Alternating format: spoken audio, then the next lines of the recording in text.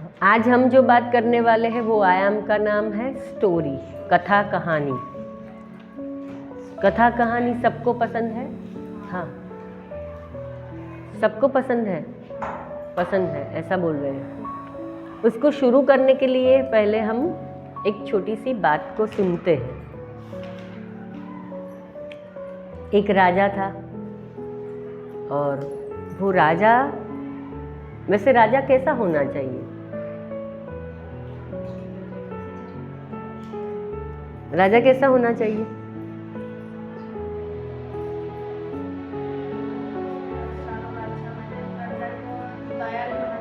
हाँ, ऐसा होना चाहिए। पर ये राजा वैसा नहीं था। ये राजा था बहुत क्रूर और उसको बहुत ही गुस्सा रहता था। वो सबको बहुत ही निम्न कक्षा से देखता था और सबसे ज़्यादा चीज़ ये थी, उसकी जो खराब आदत थी वो ये थी कि वो स्त्रियों का बहुत शोषण करता था। तो उसकी पूरी प्रजा उससे बहुत ही नाराज़ थी और सब इतना उससे कंटाल गए थे कि कब ये राजा चला जाए, कब ये राजा चला जाए, या कैसे भी उससे छुटकारा मिल जाए। सब प्रजा ऐसे ही सोचती थी। अब वो कहीं पर भी जाता था, कहीं पर भी कोई अच्छी लड़की दिख जाती थी तो उसको बुला लेता था और उसका शोषण हो जाता था। तो सब घबरा गए थे कि ये तो कैसे चलेगा। फिर सब इकट्ठा हुए और राजा को मिलने गए और बोला कि आप ऐसे किसी भी को मत बुलाओ, उसकी बजाय हम बारी बारी आपके पास भेज देंगे, क्योंकि ये तो पता ही नहीं चलता है कि कब किसके ऊपर कैसा आक्रमण हो जाएगा। राजा को ये बात कुछ हद तक पसंद आ गई। उसने बोला ठीक है, चलेगा। अब एक दिन एक जो लड़की थी उसकी बारी आने वाली थी। तो उसके जो पिताजी थे वो बहुत ही दुखी हो गए कि अब क्या होगा, आज तो मेरी लड़की की जान पे आ जाएगी। वो बहुत चिंता में लगा था। उसकी लड़की ने बोला कि पापा आप चिंता मत करो, मैं राजा के पास जाऊंगी और मैं वापिस आऊंगी। तो उसके पिताजी को लगा कि ये क्या बोल रही है, आज तक कोई लड़की वापिस आई है क्या, और राजा ने किसी को बख्शा है क्या? पर उसका कॉन्फिडेंस देखा तो उनको लगा ठीक है, अभी ऐसे भी जाने वाली है पर ये बोल रही है कि वापस आएगी, तो मेरे लिए तो अच्छा है। फिर वो लड़की राजा के पास गई और बहुत सुंदर लड़की थी। तो राजा तो एकदम से मोहित हो गया कि हाँ, आज तो बहुत अच्छी लड़की आई है। फिर लड़की ने बोला कि राजा आप तो हमारे जहाँ पर ना हो, आप तो बहुत अच्छे हो। उसने उनका क्या किया, तारीफ करना शुरू किया। आप कितने अच्छे हैं, आपने हमारी अरज को सुन ली और एक एक करके आप तो बुलाने लगे हो, आप बहुत अच्छे हो। तो राजा को थोड़ा अजीब लगा पहले, क्योंकि उसके कानों को ये सुनने की आदत ही नहीं थी। सब उनको गालियाँ देते थे, सब उनको खराब बोलते थे, तो उनको अच्छा सुनने की तो आदत ही नहीं थी, क्योंकि उनके पास कोई टिकता ही नहीं था, क्योंकि सबको डर ही लगा रहता था कि कब राजा किसी को भी मार देता है। तो ये लड़की ने ऐसा बोला कि आप अच्छे हो, आपने ये अच्छा किया, वो अच्छा किया। आपके आने के बाद जो जंगली जानवर थे उनका आना बंद हो गया, क्योंकि वो क्रूर था और उसको ये शिकार की लगी रहती थी तो वो मारता रहता था, तो ये सब शेर वेर वगैरह आना बंद हो गया था। तो ऐसे उसने शुरुआत की। तो राजा को थोड़ा उसमें इंटरेस्ट ज़्यादा हुआ और उनकी जो लड़की थी उसकी बातें करने की जो स्टाइल थी वो बहुत अच्छी थी। राजा को वो पसंद आने लगी और ज़्यादा पसंद आने लगी। फिर राजा ने बोला कि अब बातें ही करती रहोगी कि और, तो वो बोली कि थोड़ी सी बात कर लेते हैं। मुझे आप में एक बच्चा नज़र आ रहा है और बच्चे को तो कहानियाँ पसंद होती है, तो मेरी आज इच्छा है कि मैं आपके साथ रहूं, पर आप मेरी एक छोटी सी कहानी सुन लो। तो राजा ने बोला ठीक है, थोड़ा सा ही सुनना है ना, क्या है, सुन लेते हैं। तो फिर उस लड़की ने एक कहानी शुरू की।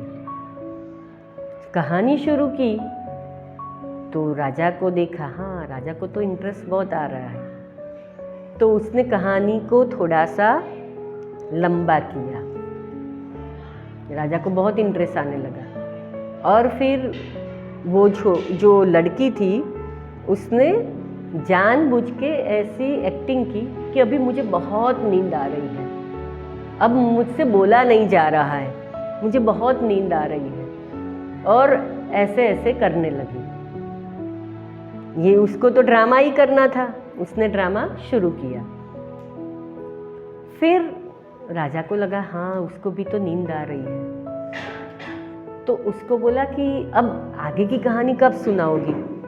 तो उसने बोला कि मैं 2 घंटा सो लेती हूँ, उसके बाद आपको मैं बताती हूँ। राजा 2 घंटे तक इधर उधर करता रहा, जगता रहा, क्योंकि उसने कहानी को उस मोड़ पे छोड़ा था कि अब उसमें आगे क्या होने वाला है वो जानने की राजा को उत्सुकता बढ़ रही थी। 2 घंटा हुआ और राजा ने उसको उठाया, चलो अभी आगे की बताओ। फिर उसने कहानी शुरू की।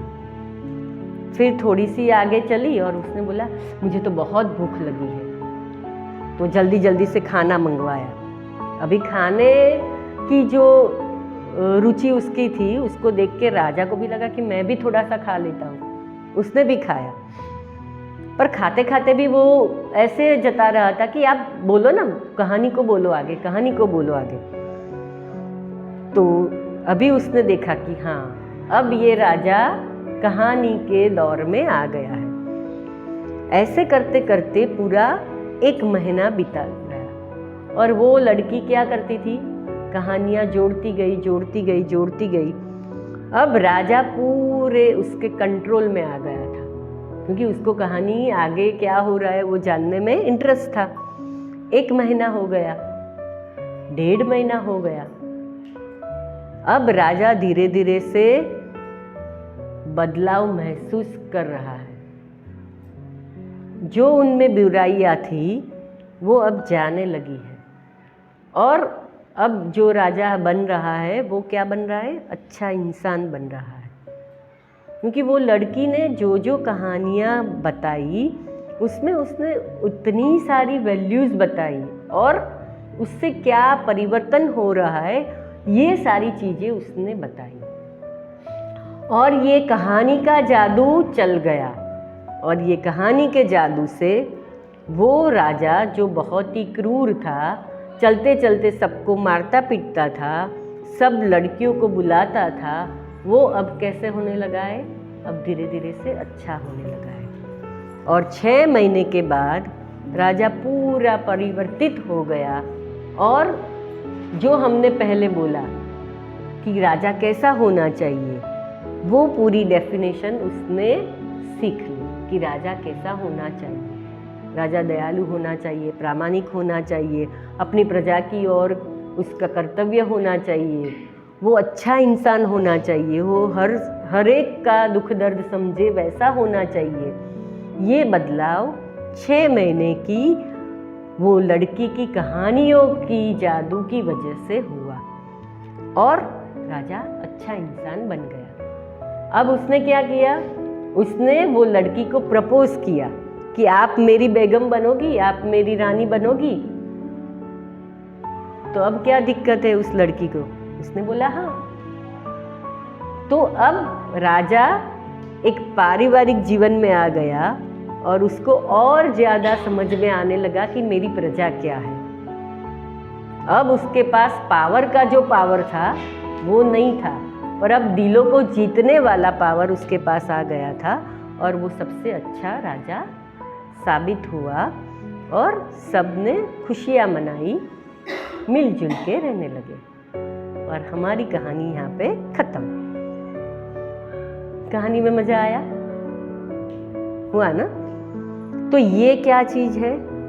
कहानी है। कहानियाँ ये होती है कि ये बच्चों के दिलो दिमाग को जादू में ला देती है।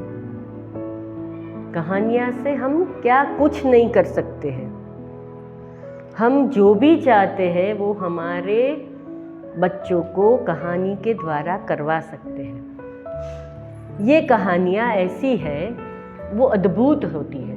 उसमें एक चुंबकीय आकर्षण होता है और उसमें ज़्यादा ऐसी बातें होती है जिसमें बच्चे इन्वॉल्व हो जाते हैं, बच्चे उसमें खो जाते हैं।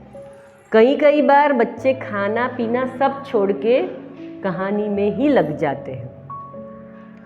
तो ये कहानियाँ हैं जो बच्चों की शिक्षा के लिए भी उपयोगी है, बच्चों को अच्छे नागरिक बनाने के लिए भी उपयोगी है और बच्चे को अच्छा इंसान बनाने में भी काम आती है। तो ऐसी कहानियाँ हैं जिसके लिए रविंद्रनाथ टैगोर ऐसा बोलते थे कि संसार में दो ही चीज़ें चलती हैं, एक ब्रह्मा की बनाई हुई सृष्टि में और मानव सर्जित कहानियाँ, ये दो चीज़ें चलती हैं। मतलब कहानी ऐसी चीज़ है जिसमें सब रस आ जाते हैं। हमारे जीवन के लिए भरत मुनि करके एक हमारे बहुत बड़े विद्वान हो गए, उन्होंने बोला कि नाट्य शास्त्र उन्होंने पूरा लिखा, तो नाट्य शास्त्र में 9 रस पाए गए हैं। ये 9 रस जो है वो सभी हमारी कहानी में आते हैं, क्योंकि कहानी के बाद ही उसका ड्रामा बनता है। आपने कहीं ऐसा देखा है कि फिल्म ऐसे कहानी के बिना बन गई या ड्रामा कहानी के बिना बन गया? नहीं बनता है। क्यों नहीं बनता है? क्योंकि एक प्लॉट चाहिए, एक स्टोरी चाहिए, एक कहानी चाहिए, एक कथा चाहिए। तो ये जो कहानी कथा है उसके आधार पर ही सब चलता है। तब ये कहानी और कथा जो है वो किसके आधार पे बनती है? तो उसको बनाने वाला कौन है? मानव है। तो उसके प्रभाव में क्या आएगा? उसके साथ जो भी चीज़ वस्तुएं जुड़ी हुई है वही आएगी। तो मनुष्य के साथ कौन सा आयाम जुड़ा हुआ है या कौन सी चीज़ें जुड़ी हुई है? तो हमारे साथ पानी जुड़ा हुआ है, जानवर जुड़े हुए हैं, पशु पंखी जुड़े हुए हैं, पेड़ पत्ते जुड़े हुए हैं, फिर खेत खलियान है, फिर हम मनुष्य एक दूसरे से जुड़े हुए हैं। तो यही सारी चीज़ें क्यों इसमें आती है? कहानी में आती। वो वही चीज़ें हमें उनके साथ जोड़ती है। तो कहानी क्या बन जाती है? हमारे जीवन का प्रतिबिंब बन जाती है, हमारे जीवन का आईना बन जाती है, और हमारे जीवन में क्या कुछ हो रहा है उसी का एक दर्पण क्या होता है? कहानी होती है। तो उसके लिए भी एक कहानी है कि ये हम सब जानते हैं कि हमारे पास जो छोटे बच्चे हैं उनके लिए कहाँ से कहानियाँ बोलते हैं, हम कहाँ से कहानियाँ देते हैं हम? ये आपने वो टाइगर और सिंह, फिर अपनी खरगोश की कहानी, ये सब कहानी हम कहाँ से लाते हैं? पुस्तक से लाते हैं। वो पुस्तक कौन सी है? कौन सी पुस्तकें हैं? यस, पंचतंत्र। ये पंचतंत्र की कहानियाँ हैं। वो कहानियाँ कैसे बनी उसकी भी एक कहानी है। तो उसकी कहानी ऐसे हुई कि एक राजा था और ये राजा के पास बहुत अच्छा सब चल रहा था। राजा भी खुश था, उसकी प्रजा भी खुश थी, पर राजा को एक दिक्कत थी। उसकी दिक्कत ये थी कि उनके जो बच्चे हैं वो बच्चे थोड़े से कम अक्ल है, उनको ज़्यादा अक्ल नहीं है। अब राजा को ये लग रहा था कि मेरे बाद मेरे चारों लड़के में से कोई एक तो गादी पे बैठना चाहिए, और मैं जैसा सुशासन कर रहा हूँ वैसा उनका भी तो चलना चाहिए।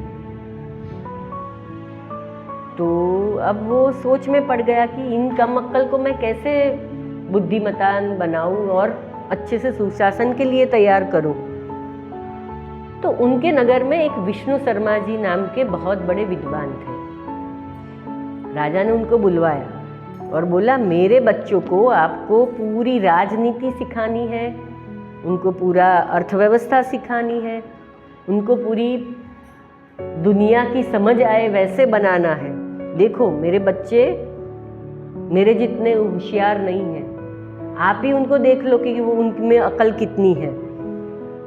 तो जैसे हम यहाँ पे देख रहे हैं ना कि बड़े आईक्यू वाले, छोटे आईक्यू वाले, मतलब कोई जीनियस है, कोई कम आईक्यू वाले हैं। तो राजा को ऐसा लग रहा था कि मेरे बच्चे में ज़्यादा आईक्यू नहीं है, वो ज़्यादा अक्ल वाले नहीं हैं, बुद्धि उनकी ज़्यादा नहीं है। तो आप देख लो मेरे बच्चों को, पर मैं आपको ये फरमान करता हूँ, ये मेरा आदेश है। एक और ऐसा भी बोलता है कि ये मेरा आदेश है, दूसरी बार ऐसा भी बोल रहा है कि मेरी आपसे विनती भी है कि मेरे बच्चों को आप कैसा बनाओ, बुद्धिमान बना दो, ताकि वो राजनीति को जाने, अर्थव्यवस्था को जाने, पूरे जीवन को जाने और ये राजा का दायित्व भी अच्छे से निभाए। विष्णु शर्मा ने सोचा, राजा बोल तो रहा है पर ये चैलेंज वाला काम है, अब इन कम अक्लों को मैं कैसे ठीक करूँगा, पर अब राजा ने बोल दिया है तो करना तो पड़ेगा। तो वो बहुत बुद्धिशाली थे, उन्होंने बहुत ज्ञान को समझा था। फिर उन्होंने सोचा कि एक तरीका है जिससे ये बच्चे को हम अच्छे से पढ़ा सकते हैं। तो उन्होंने बोला कि चलो मैं और आपके बच्चे ये दोनों एक जगह पे जाएंगे और वहीं पे हमारा शिक्षा होगा, आप लोग कोई आओगे नहीं। राजा ने बोला ठीक है, मैं आपको दे देती हूँ मेरा बच्चा। बच्चे गए और विष्णु शर्मा भी गया और उन्होंने बच्चों को कहानियाँ कहना शुरू किया। अब ये बच्चे थोड़े से कम अक्ल थे, इसलिए उसने उनकी स्टोरी में ज़्यादा ह्यूमन फिगर नहीं लिया, ज़्यादा मानव जीवन के पात्रों को नहीं लिया, पर कौन से पात्र लिए? प्राणियों के लिए, पक्षियों के लिए, और उनको जोड़ जोड़ के उन्होंने पूरी कहानी बताई।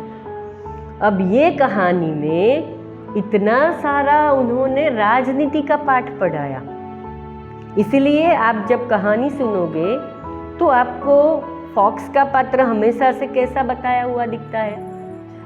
चालाक, लुच्चा, चालाक। और खरगोश कैसा दिखेगा? सहमा सहमा सा, डर वाला। तो ये सारे प्रतिबिंब थे, हमारे मानव के प्रतिबिंब थे, पर उन्होंने लिए क्या पात्र के रूप में? जानवर को लिए, पंछी को लिए, क्योंकि बच्चों को इंटरेस्ट होना चाहिए। वो बच्चे बड़े थे, राजकुमार बड़े थे, पर उनमें अकल कम थी, तो उनके लेवल पे जाने के लिए क्या करना पड़ा? उनको ये पात्र को डालना पड़ा। और उनकी कहानी भी जो हमने पहले कहानी सुनी वैसी, एक के साथ दूसरी जुड़ी, तीसरी जुड़ी, ऐसी चलती चलती चलती जाए, वैसी लंबी कहानी थी। तो पूरा पंचतंत्र का ओरिजिनल बुक आप देखोगे ना, तो उसमें 200-300 पेज तक एक ही कहानी चलती है। और ये राजा के रूप में कौन था? लायन था, शेर था, शेर ही बोलते हैं ना, हाँ। तो ये जो शेर था वो कैसे कैसे राजा होने के साथ साथ कैसी कैसी बातें को देख रहा है, कैसे निपटा रहा है, कैसे गुप्तचर को भेज रहा है, ये सारी चीज़ें वो उस कहानी में बताते जाते थे। और उस कहानी के आधार पे फिर वो बच्चे तैयार हो गए और फिर अच्छे से राजा बनने के लिए वो लायक बन गए। तो इस तरीके से ये पंचतंत्र की बातें आई। हमारे पास जो अभी बातें आ रही है वो उसका थोड़ा सा अलग वॉल्यूम है। हमने जो 3 से 6 साल के बच्चे के लिए या 8 साल के बच्चों के लिए जो कहानियाँ पसंद की है उसमें छोटे छोटे वॉल्यूम हो गए। उसमें एक स्टोरी आई क्या आई, जैसे कौवे को पूरी खाने का मन हुआ, उसने ऐसे ले लिया, वैसी आई वो एक छोटी। फिर खरगोश और कछुए की कंपटीशन हुई, वो एक स्टोरी। ऐसी छोटी छोटी स्टोरी आ गई, पर वो बताती तो क्या है, हमारा ही प्रतिबिंब है। यानी कहानियाँ क्या होती है, हमारे जीवन का दर्शन होती है। हमारे आसपास कैसे लोग हैं, अच्छे भी हैं बुरे भी हैं। अगर मुझ में देखें तो मैं भी अच्छी हूँ, मैं भी बुरी हूँ, आप भी अच्छे हैं, आप भी बुरे हैं। हमें क्या करना है, हमारी बुराई को धकेलना है, बाहर निकालना है और अच्छाई को बढ़ाना है। पर हमें पता तो चले कि हम में बुराई क्या है, मेरे पास वाले में बुराई क्या है, वो हमें पता चले तो हम हमारा प्रोटेक्शन कर सकते हैं। क्योंकि सेल्फ अपने आप की रक्षा करना वो तो पहला दायित्व होगा हमारा खुद का। क्योंकि अगर हम आनंद में हैं, हम भय के परे हैं, तो हम दूसरों को बता सकते हैं। तो ये सारी चीज़ें हमारी ये छोटी छोटी कहानी से होती है। तो कहानी का सबसे पहला जो उद्देश्य है वो क्या है, वो है आनंद, आनंद और आनंद। कहानी से बच्चों को आनंद मिलना चाहिए। शिक्षा या कुछ अपरोक्ष बोध ये सब चीज़ें बाद में, सबसे पहले क्या होना चाहिए, आनंद होना चाहिए। तो बच्चों को आनंद मिलना ज़रूरी है। तो ऐसी जो कहानियाँ चली, तो आप देख रहे थे कि हम जब कहानी कर रहे हैं तब मुझे भी मज़ा आ रहा था और मैं देख रही थी कि आपको भी मज़ा आ रहा है। तो ये दोनों साइड होना चाहिए।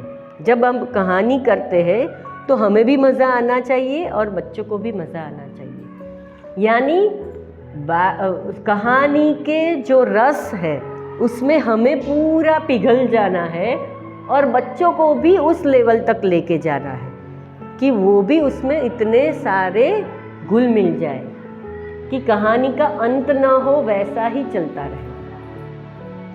जैसे अगर कोई बच्चा रामायण की कहानी पहली बार सुनता है या महाभारत की कहानी पहली बार सुनता है या भागवत की कहानी सुनता है, उसमें बहुत सारी कहानियाँ ही हैं।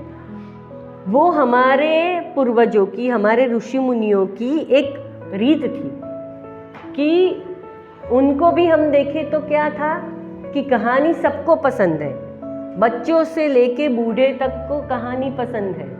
अगर कहानी के घोल के साथ हमारी कुछ दवाइयाँ क्या होती है, शुगर कोटेड होती है, और बच्चों की दवाइयाँ कैसी होती है, ज़्यादा, है ना, कैसी होती है, जो कड़वी ना हो ज़्यादा। क्यों ऐसी होती है? क्योंकि ऊपर की शुगर के साथ वो कड़वाहट अंदर चली जाती है और हमारे रोग को दूर करती है।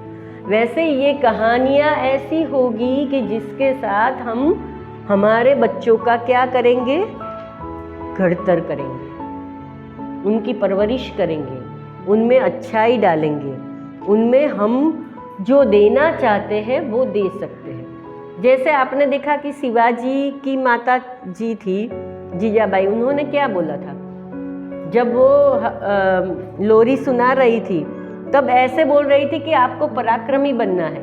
ऐसी कहानियाँ सुना रही थी कि आपको बहुत अच्छे फाइटर बनना है। तो हम देख रहे हैं कि वो कैसे बने। पता है ना शिवाजी की कहानी सबको, कैसे थे, बहुत ही पराक्रमी। 6ठी 7वीं कक्षा में तो ये कहानी आपको बतानी ही चाहिए, छोटे बच्चों को भी बताते हैं। फिर राणा प्रताप को देखो, उनको भी वैसी कहानियाँ सुनाई गई थी और उनको ऐसा माहौल दिया गया था कि जिससे वो अच्छे पराक्रमी फाइटर बन सके। उनका एक तो आपको पता होगा कि वो चेतक जो था ना, उनके ऊपर बैठ के जो जब वो युद्ध के लिए निकलते थे, तो एक बार एक ऐसे व्यक्ति ने उनके ऊपर आक्रमण कर दिया। तो वो चेतक जो था वो बहुत ही चालाक था और वो अपने मालिक के प्रति बहुत ही वफादारी वाला था। उसने ऐसा अपना उठाया सिर, तो राजा बहुत ऊपर तक चले गए, मतलब बहुत ऊंचे तक चले गए। उसने ऐसी उसको गुजराती में छलांग बोलते हैं, वो क्या बोलते हैं, छलांग ही बोलते हैं ना, उतनी लंबी लगाई कि वो जो मारने वाला था वो पूरे नीचे से चला गया। फिर राणा प्रताप को उसको ऐसा वार किया कि वो ऊपर से नीचे तक, मतलब उसके सर से लेके वो उनका जो घोड़ा था सामने वाले का, वो घोड़ा भी बीच में से कट हो गया, मतलब वो 2 पार्ट में बट गया। ये जो उनकी ताकत थी, ये उनका जो जोम था। फिर उनका जो वेपन था, मतलब जो तलवार थी, वो भी उतनी भारी रहती थी और उसकी धार भी ऐसी रहती थी कि सामने वाला ऐसा निकल जाए।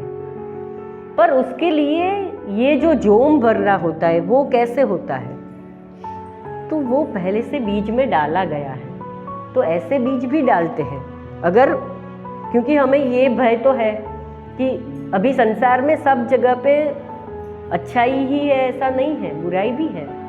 पर बुराई से हमें बचने के लिए कुछ तो करना पड़ेगा, तो उसके लिए पराक्रमी चाहिए, आर्मी चाहिए। अभी आर्मी है हमारे पास और उनके लिए हमने कितने सारे वेपन्स जमा किए हैं, कभी उसका यूज़ नहीं है, पर वो वेपन्स है। इसकी वजह से पूरी दुनिया में अभी एक है कि भारत के पास भी ये है, तो हम उनके ऊपर हमला करने से पहले सोचना पड़ेगा हमें, ऐसा। तो ऐसे हम तो चाहते हैं कि बिना हिंसा के बच्चे अहिंसक बने, पर ये अहिंसा कैसी होनी चाहिए, उसके लिए हम गांधी जी की पदार्थ पाठ भी दें उनको। गांधी जी क्या बोलते थे कि आपको पूर्ण रूप से अहिंसा से बच्चों के साथ रहना है, हर एक व्यक्ति के साथ रहना है। हम किसी को मारे वो ही हिंसा है, वैसी नहीं है। अगर मैं कुछ बोल देती हूँ उससे भी किसी का मन दुख हो जाता है, वो भी एक प्रकार से सूक्ष्म हिंसा है। तो उन्होंने तो बहुत सूक्ष्म अहिंसा की बात की। मतलब अहिंसा ऐसी होनी चाहिए कि जिससे हमारे पूरे समाज में शांति फैल जाए। और इसीलिए मनुभाई पंचोली जो थे वो ये बोल रहे थे कि हम जितना पैसा हमारे शस्त्र और सैनिक के पीछे लगा रहे हैं, उससे आधा भी अगर हम बच्चों की परवरिश और बच्चों की देखभाल और बच्चों के शिक्षा के लिए अगर करते हैं, तो हम अहिंसा पैदा कर सकते हैं, और जिसके लिए फिर हमें ये आर्मी के पर खर्च करना नहीं पड़ेगा। वैसे समाज को हमें प्रस्थापित करना है, तो वो भी हम कहानियाँ से कर सकते हैं। तो मतलब कहानी का इम्पैक्ट इतना ज़्यादा है, पर उसको कहने के लिए, उसको बताने के लिए एक पूरा तरीका है। उसको वार्ता कथन, कहानी कथन की कला बोलते हैं। गुजराती में उसको वार्ता बोलते हैं और हिंदी में हम कहानी बोलते हैं, कथा बोलते हैं। तो उसका एक पूरा तरीका है, उसको हमें आत्मसात करना होता है, उसको हमें सीखना होता है। कोई पूर्ण रूप से अच्छा कहानीकार हो ही नहीं सकता है, वो हर बार अपना कहानीकार बनने का प्रयत्न कर सकता है और अच्छे से अच्छी कहानी करना सीख सकता है। जैसे आपने कथाकारों के नाम सुने होंगे, उसमें रमेश भाई ओझा का नाम सुना होगा, फिर मोरारी बापू का नाम सुना होगा। ऐसे कुछ कहानीकार के नाम सुने? अभी तो बहुत सारे टीवी चैनल पे बहुत सारे कथाकार आ रहे हैं। ये कथाकार भी जो कथा करते हैं, उसमें सब बैठते क्यों हैं इतना? 3-3 घंटा, 4-4 घंटा, 6-6 घंटा, क्यों? क्योंकि उसमें बहुत सारी कहानियाँ होती हैं। और कहानी ऐसी चीज़ है कि जिसमें हम पूरा एक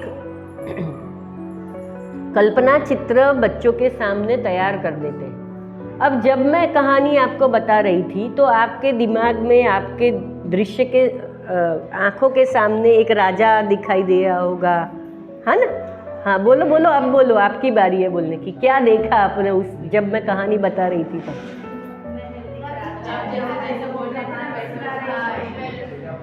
ठीक है ना? वो सब चीजें आपको दिखने लगी। मतलब ये कैसा ध्यान हो गया? कहानी को चलते चलते आप भी उसी में जा रहे थे। तो ये लेवल का जो कंसंट्रेशन है वो किसी और चीज में नहीं होता है, वो सिर्फ और सिर्फ कहानी में ही हो सकता है। तो ये हमारा खुली आंखों का ध्यान है, जिसके लिए ऋषि मुनियाँ बरसों तक की तपस्या करते हैं। और वो ध्यान जो लाते हैं, वो ध्यान हर एक में आना संभव नहीं था। इसीलिए उन्होंने क्या किया, ये कहानी का रास्ता ढूंढा कि कहानियाँ में सब जुड़ जाते हैं और उसमें उतना ज़्यादा कंसंट्रेट करते हैं कि वो अच्छे से याद रह जाता है। अब ये कहानी सुनी, उसके ऊपर के क्वेश्चन आंसर आएंगे तो आपको आएगा जवाब, क्यों नहीं आएगा? आएगा ना। तो हमारी ज़्यादा से ज़्यादा शिक्षा है वो अगर हम कहानी के तौर पे बताते हैं तो बच्चे खुश होंगे कि नहीं होंगे? बच्चे खुश होंगे। और उसके साथ साथ जो बताना चाह रहे थे, जो सिखाना चाह रहे थे, जो पढ़ाना चाह रहे थे, वो सब तो हो रहा है। तो फिर ऐसे बोर्ड पे लेसन लिखने की क्या ज़रूरत है? ऐसे बोर्ड पे क्वेश्चन आंसर करने की क्या ज़रूरत है? हमें उनको तैयार किस में करना है कि उनको लैंग्वेज लिखना आना चाहिए, उसके लिए तैयार कर लो। फिर आगे का काम क्या करेंगे? ऐसे ऐसे जो हमारे अलग अलग आयाम है उससे हम उनके तक पहुंचा देते हैं तो वो उनके लिए आसान हो जाता है। कुछ बातें खेल से कर सकते हैं, कुछ बातें बातचीत से कर सकते हैं, कुछ कहानी से कर सकते हैं, कुछ हम जो क्रिएटिव एक्टिविटीज़ कर रहे हैं उससे कर रहे हैं। तो अब दिक्कत कहाँ होगी? ये नोटबुक और ये सब की ज़रूरत ही ज़्यादा नहीं पड़ेगी। क्योंकि आप देखना कि अगर बच्चे को आप कुछ नहीं आता है 10 बार 20 बार 30 बार लिखने के लिए दे दिया, उतने टाइम तक तो उसको याद रह जाएगा, फिर भूल जाएंगे। पर ये वाली कहानी आप 10 लोगों को भी बता सकते हो, 50 लोगों को भी बता सकते हो और पूरी ज़िंदगी आपको याद रहेगा। हाँ, थोड़ा ऊंच नीच हो जाएगा, बताते नहीं रहते तो थोड़ा ऊंच नीच हो जाता है, पर याद तो रहेगी। तो ये चीज़ें हैं कि जिससे हमें बच्चों को जोड़ना है। और कहानी ऐसी है कि जिससे ज़्यादा से ज़्यादा बच्चे हमारे साथ जुड़ते हैं। आपको मैंने एक पुस्तक पढ़ने के लिए बोला था, दिवा स्वप्न का। दिवा स्वप्न पुस्तक पढ़ा? नहीं पढ़ा ना? गुजराती में है, हिंदी में नहीं है आपके पास? तो अगली बार हम हिंदी वाला लेके आएंगे।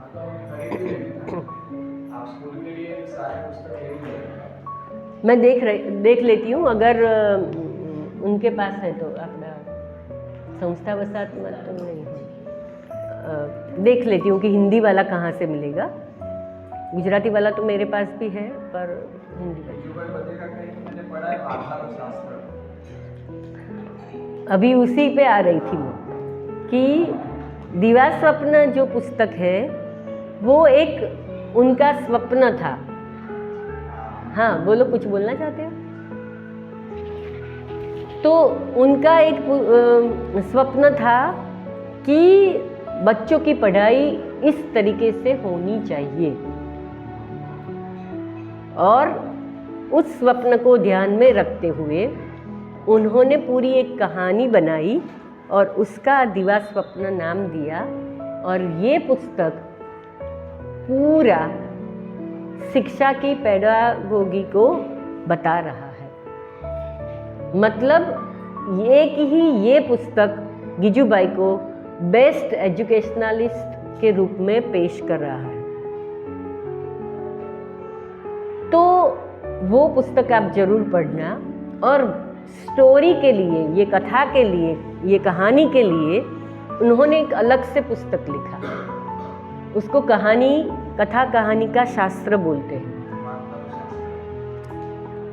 पूरा 200-300 पेज का पुस्तक है और उसमें कहानी कैसे बोलते हैं, कहानी क्या होनी चाहिए, कहानी से क्या मिलता है, ये सारी चीज़ें पूरा एग्जाम्पल के साथ दिया हुआ है। मैंने एक ही दिन में पढ़ लिया था, क्योंकि वो ऐसा इंटरेस्ट वाला है कि वो पूरा चलता ही जाएगा तो आपको मज़ा आएगा। तो वो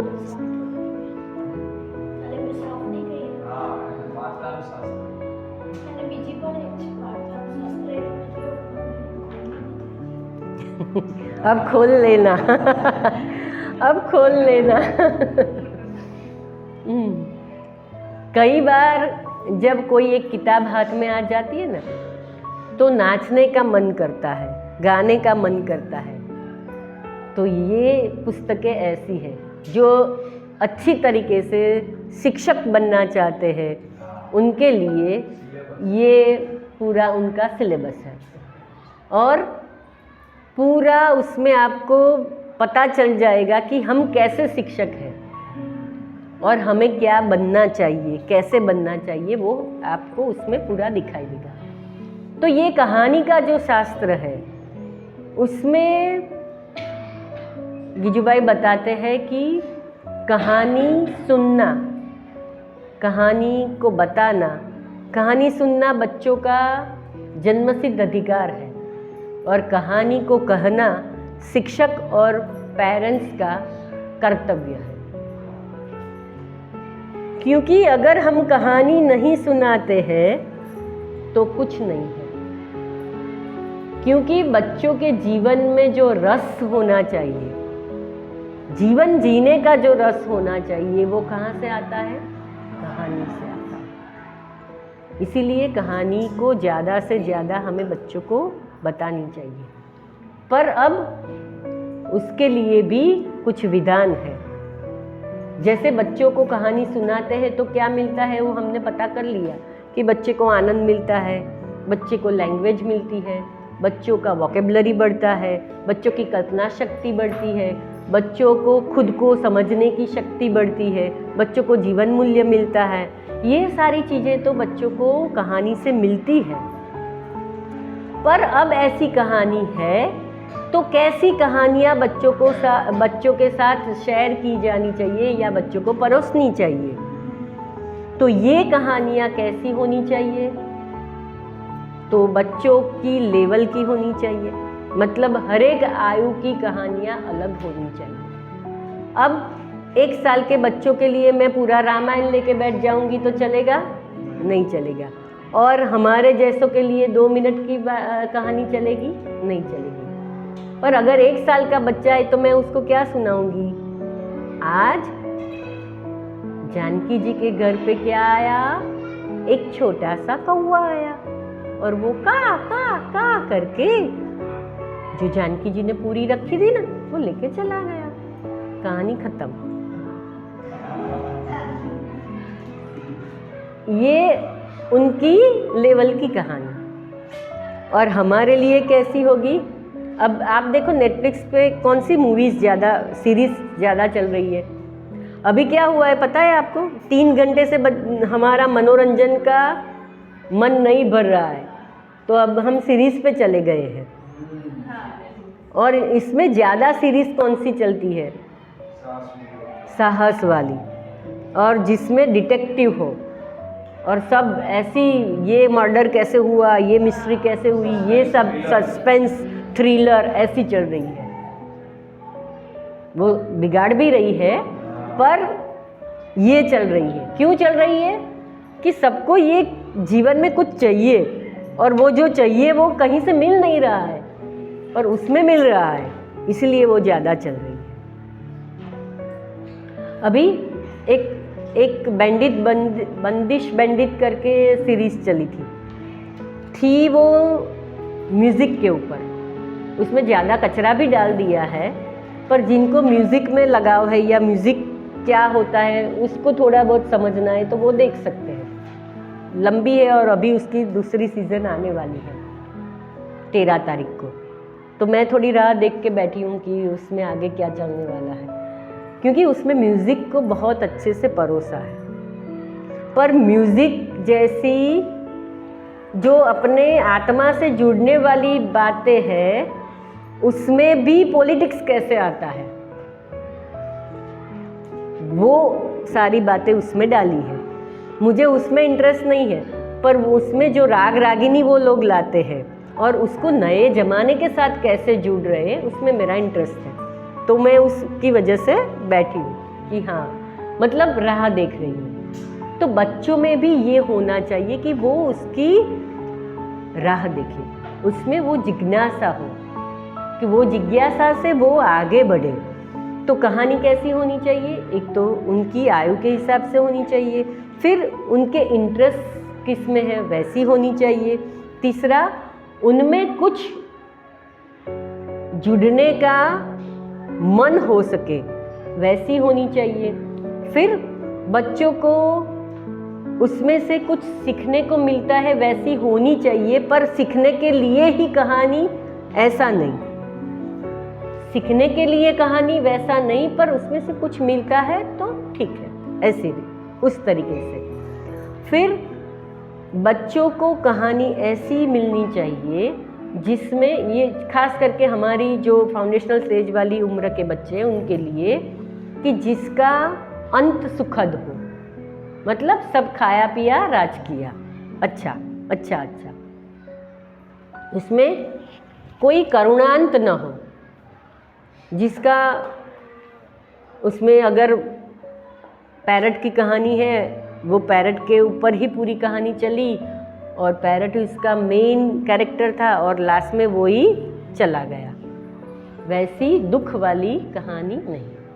फिर जिससे डर पैदा हो, भय पैदा हो, वैसी कहानी भी नहीं, भूत प्रेत की कहानी नहीं। आप ध्यान रखना, तीसरी, चौथी और पांचवी कक्षा के बच्चे ज़्यादा से ज़्यादा भूतों की बातें करेंगे। वो ऐसे बोलेंगे कि हमारी स्कूल में भी भूत है, हमारी स्कूल में भी भूत है, ऐसा भी चलेगा। हाँ, अभी दूसरी के बच्चे होने लगे। अब ये भूत वाली बातों का एक दौर चलेगा। हाँ हाँ,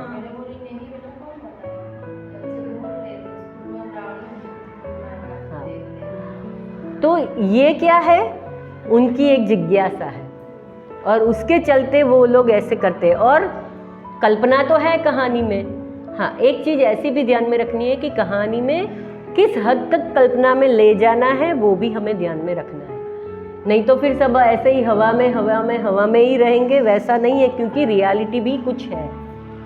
तो दोनों तरीके की कहानियाँ हमारे उसमें सम्मिलित होनी चाहिए।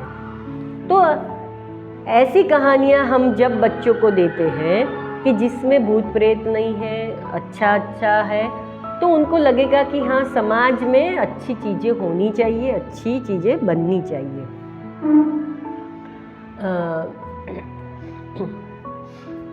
शायद आप लोगों ने पढ़ाई में एक पढ़ा होगा, एक छोटी बच्ची थी, बौद्ध धर्म के लोग एक बड़ी सी प्रतिमा बनाने के लिए उत्सुक थे, बौद्ध की, और उसके लिए चंदा इकट्ठा कर रहे थे। तो बहुत सारे लोग बहुत पैसे दे रहे थे। एक छोटी बच्ची थी, वो छोटी बच्ची के पास ज़्यादा पैसे तो नहीं थे, 2 पैसे थे उसके पास। तो उसने बोला कि मैं ये पैसा देना चाहती हूँ। तो सब लोगों ने उसको ऐसे ही बोल दिया, अरे ये 2 पैसे से क्या होगा, हमें नहीं चाहिए तुम्हारा ये पैसा, ये ऐसे ऐसे करके उसका दिल दुखा दिया। अब सबका पैसा इकट्ठा हो गया और उसी से उनकी प्रतिमा बनने वाली थी। काम शुरू हो गया, प्रतिमा पूरी बनने में तैयार थी। फिर अचानक ऐसा हो जाता है कि वो प्रतिमा टूट जाती है, अच्छी बनती नहीं, टूट जाती है। ऐसा बहुत बार उन्होंने ट्राई किया, पर वो बन ही नहीं पा रही थी।